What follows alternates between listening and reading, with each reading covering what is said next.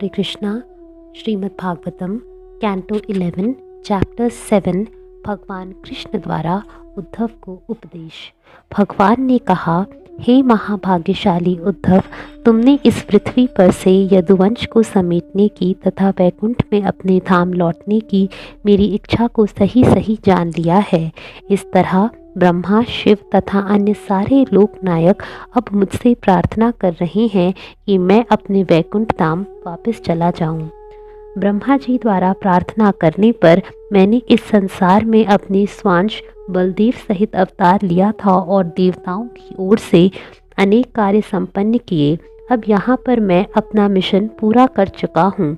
अब ब्राह्मणों के शाप से यह यदुवंश निश्चित रूप से परस्पर झगड़ कर समाप्त हो जाएगा और आज से 7वें दिन यह समुद्र उफन कर इस द्वारका नगरी को अपालवित कर देगा। हे साधु उद्धव, मैं निकट भविष्य में इस पृथ्वी को छोड़ दूंगा। तब कलयुग से अभिभूत होकर यह पृथ्वी समस्त पवित्रता से विहीन हो जाएगी।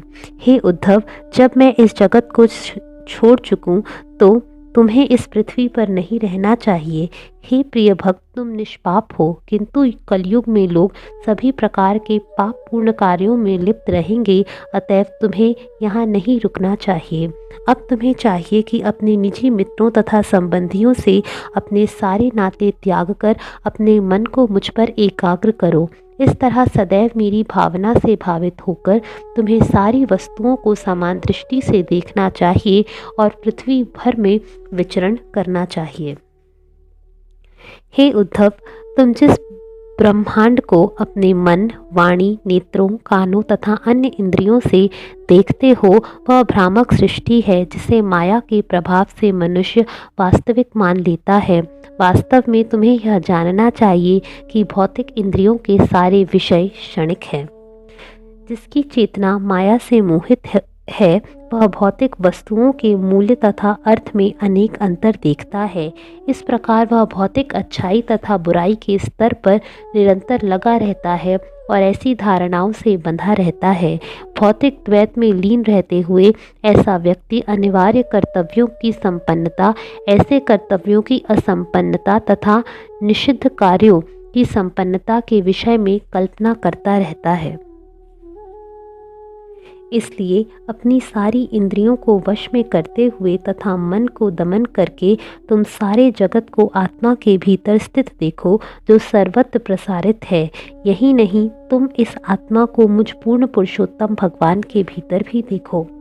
वेदों के निर्णायक ज्ञान में समन्वित होकर तथा व्यवहार में ऐसे ज्ञान के चरम उद्देश्य की अनुभूति करके तुम शुद्ध आत्मा का अनुभव कर सकोगे और इस तरह तुम्हारा मन तुष्ट हो जाएगा। उस समय तुम देवतादि से लेकर सारे जीवों के प्रिय बन जाओगे और तब तुम जीवन के किसी भी उत्पाद से रोके नहीं जाओगे। जो भौतिक अच्छाई तथा बुराई को लांघ चुका होता है वह स्वतः धार्मिक आदेशों के अनुसार कार्य करता है और वर्जित कार्यों से बचता है। स्वरूप सिद्ध व्यक्ति यह सब अभूत बालक की तरह अपने आप करता है, वरन इसलिए नहीं कि वह भौतिक अच्छाई तथा बुराई के रूप में सोचता रहता है। जो व्यक्ति सारे जीवों का शुभैषी है, जो शांत है और ज्ञान तथा विज्ञान में दृढ़ता से स्थिर है, वह सारी वस्तुओं को मेरे भीतर देखता है। ऐसा व्यक्ति फिर से जन्म मृत्यु के चक्र में कभी नहीं पड़ता। श्री सुखदेव गोस्वामी ने कहा, हे राजन, इस तरह भगवान कृष्ण ने अपने शुद्ध भक्त उद्धव को उपदेश दिया, जो उनसे ज्ञान पाने के लिए उत्सुक थे। तत्पश्चात उद्धव ने भगवान को नमस्कार किया और उनसे इस प्रकार बोले। श्री उद्धव ने कहा, हे स्वामी, आप ही योगाभ्यास के फलों को देने वाले हैं और आप इतने कृपालु हैं कि अपने प्रभाव से अपने भक्त को योग सिद्धि वितरित करते हैं। इस तरह आप परमात्मा हैं जिसकी अनुभूति योग द्वारा होती है और आप ही समस्त योग शक्ति के उद्गम हैं। आपने मेरे उच्चतम लाभ के लिए संन्यास या वैराग्य द्वारा भौतिक जगत त्यागने की विधि बतलाई है। हे प्रभु, हे परमात्मा, ऐसे लोगों के लिए जिनके मन इंद्रिय तृप्ति में लिप्त रहते हैं और विशेषतया उनके लिए जो आपकी भक्ति से वंचित हैं, भौतिक भोग को त्याग पाना अतीव कठिन है, ऐसा मेरा मत है। हे प्रभु, मैं स्वयं सबसे बड़ा मूर्ख हूँ, क्योंकि मेरी चेतना आपकी माया द्वारा निर्मित भौतिक देह तथा शारीरिक संबंधों में लीन है। इस तरह मैं सोच रहा हूँ, मैं यह शरीर हूँ और ये सारे संबंधी मेरे हैं। अतएव हे स्वामी, अपने इस दीन सेवक को उपदेश दें।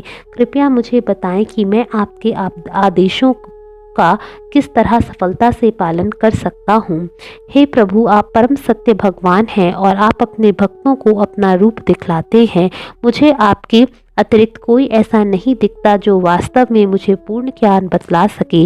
ऐसा पूर्ण शिक्षक स्वर्ग में देवताओं के बीच भी ढूंढे नहीं मिलता। निसंदेह ब्रह्मा इत्यादि सारे देवता आपकी माया शक्ति से मोहग्रस्त हैं। वे बद्ध जीव हैं जो अपने भौतिक शरीरों तथा शारीरिक अंशों को सर्वोच्च सत्य मान लेते हैं। अतएव हे स्वामी, भौतिक जीवन से ऊबकर तथा इसके दुखों से सताया हुआ मैं आपकी शरण में आया हूँ, क्योंकि आप पूर्ण स्वामी हैं। आप अनंत सर्वज्ञ भगवान हैं, जिनका आध्यात्मिक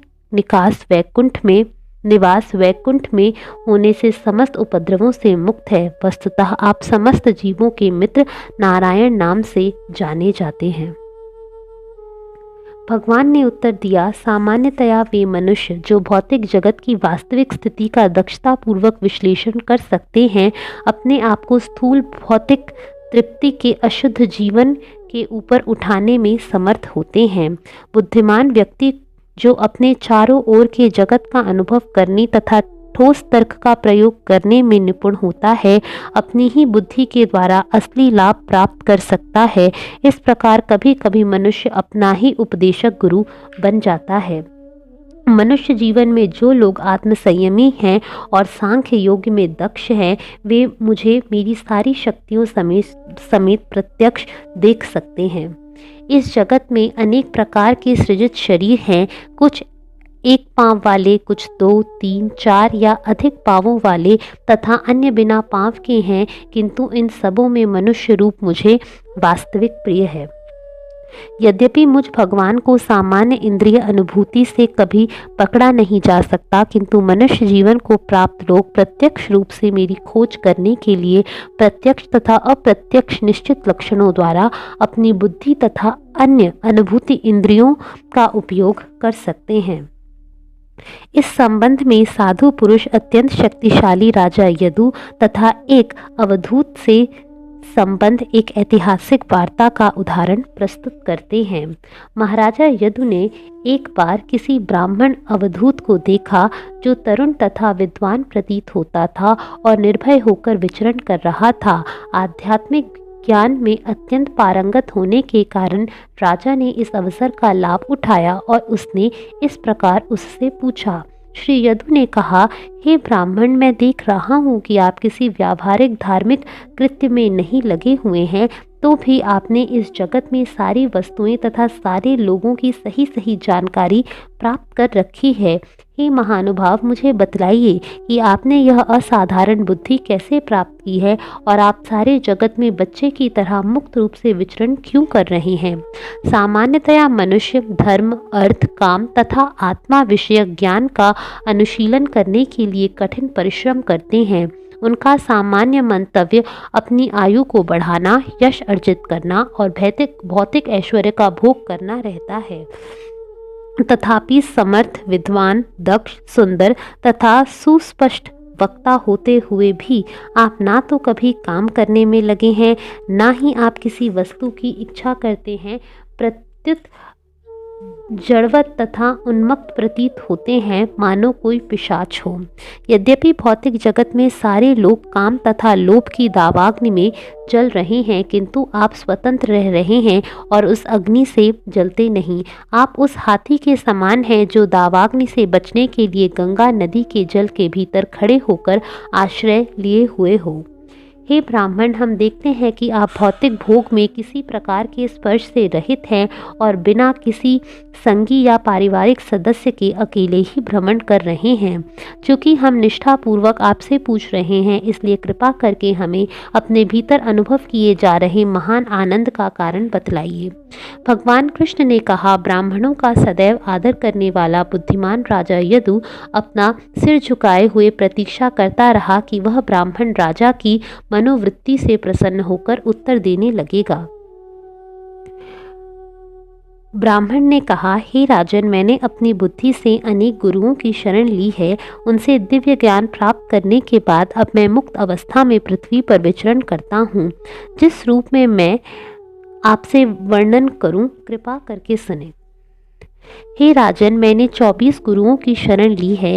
ये है पृथ्वी, वायु, आकाश, जल, अग्नि, चंद्रमा, सूर्य, कबूतर, अजगर, समुद्र, पतिंगा, मधुमक्खी, हाथी, मधुचोर, हिरन, मछली, पिंगला वेश्या, कुरुरी पक्षी, बालक, तरुणी, बाण बनाने वाला, सांप, मकड़ी तथा बरर। हे राजन, इनके कार्यों का अध्ययन करके ही मैंने आत्मज्ञान सीखा है। हे महाराज ययाति के पुत्र, हे पुरुषों में व्याघ्र, सुनो, क्योंकि मैं इन गुरुओं से जो सीखा है उसे तुम्हें बतला रहा हूँ।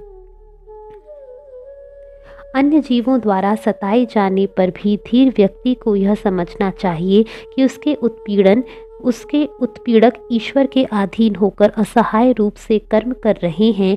इस तरह उसे कभी अपने पथ की प्रगति से विपथ नहीं होना चाहिए। मैंने पृथ्वी से यह नियम सीखा है। संत पुरुष को पर्वत से सीखना चाहिए कि वह अपने सारे प्रयास अन्यों की सेवा में लगाए और अन्यों के कल्याण को अपने जीवन का एकमात्र ध्येय बनाए। इसी तरह वृक्ष का शिष्य बनकर उसे स्वयं को अन्यों को समर्पित करना सीखना चाहिए।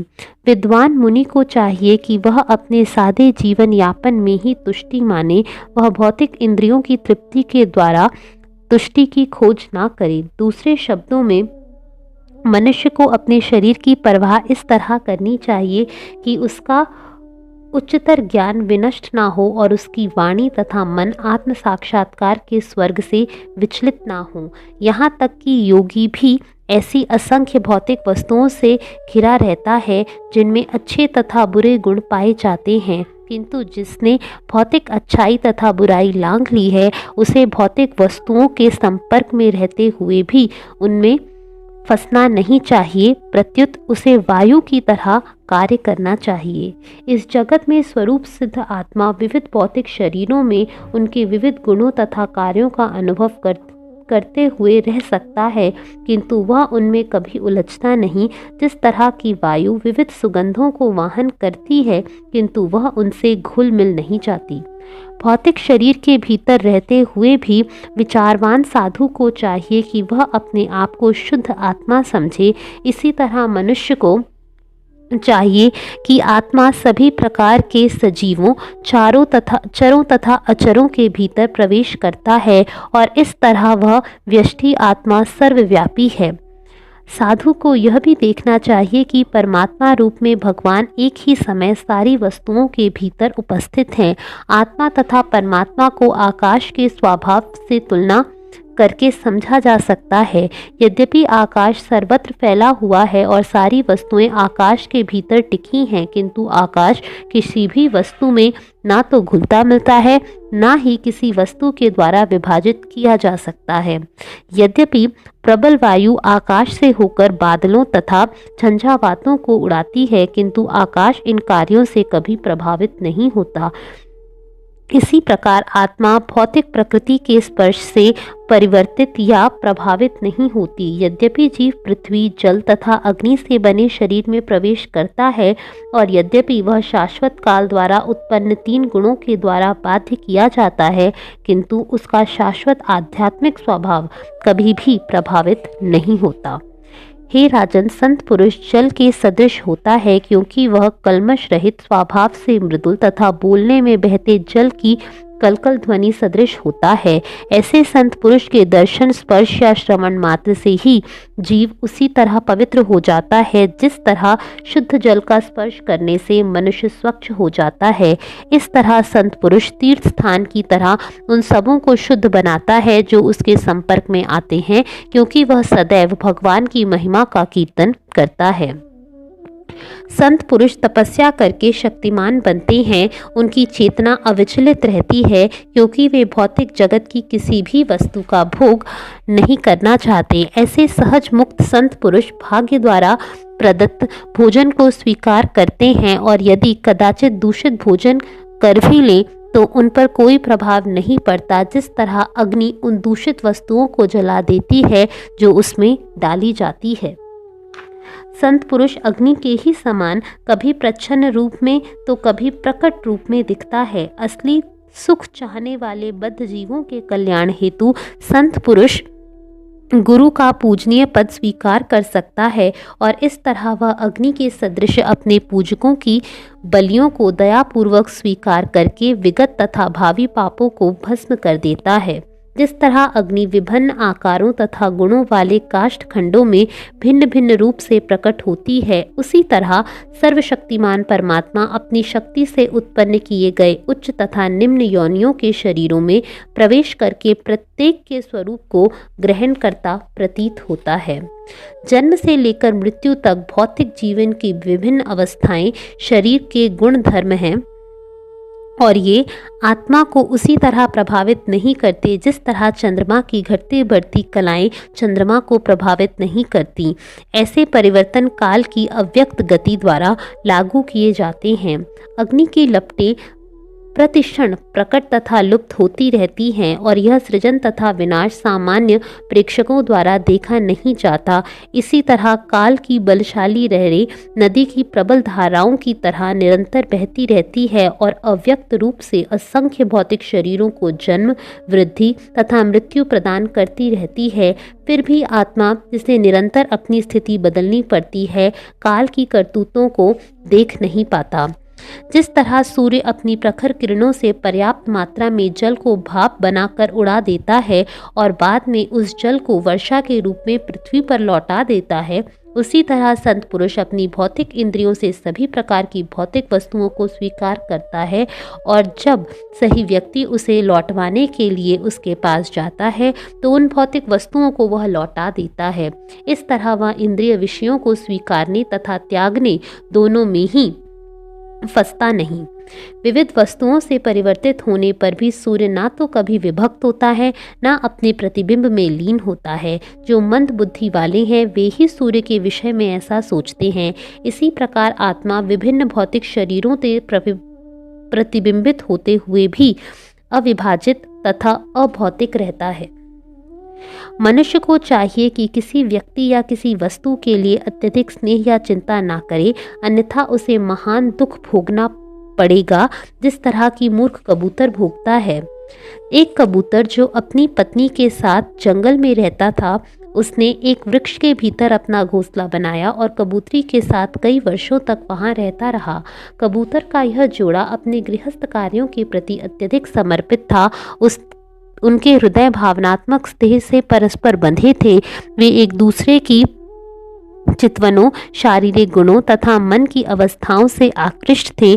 इस तरह उन्होंने एक दूसरे को स्नेह से पूरी तरह बांध रखा था।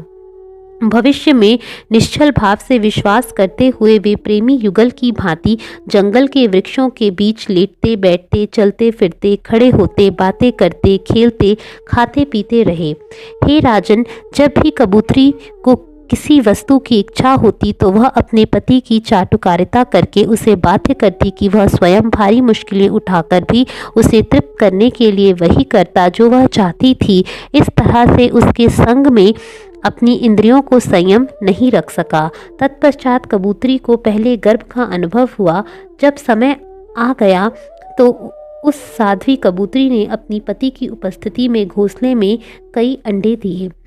जब समय पूरा हो गया तो उन अंडों में भगवान की अचिंत्य शक्तियों से निर्मित मुलायम अंगों तथा पंखों के साथ बच्चे उत्पन्न हुए। कबूतर का यह जोड़ा अपने बच्चों के प्रति अत्यंत स्नेहिल बन गया और उनकी अटपटी चहचहाहट को सुनकर अत्यंत हर्षित होता, क्योंकि उन माता पिता को यह अतीव मधुर लगती। इस तरह वह जोड़ा उन छोटे छोटे बच्चों का पालन पोषण करने लगा। ये माता पिता अपने पक्षी बच्चों के मुलायम पंखों, उनकी चहचहाहट, घोंसले के आसपास उनकी कूद फांद करना, उनका उछलने और उड़ने का प्रयास करना देखकर अत्यंत हर्षित हुए। अपने बच्चों को सुखी देखकर माता पिता भी सुखी थे। स्नेह से बंधे हुए हृदयों वाले ये मूर्ख पक्षी भगवान विष्णु की माया द्वारा पूर्णतः मोहग्रस्त होकर अपने छोटे छोटे बच्चों का लालन पालन करते रहे। एक दिन परिवार के दोनों मुखिया अपने बच्चों के लिए भोजन तलाश करने बाहर चले गए। अपने बच्चों को ठीक से खिलाने की चिंता में वे काफ़ी समय तक पूरे जंगल में विचरते रहे।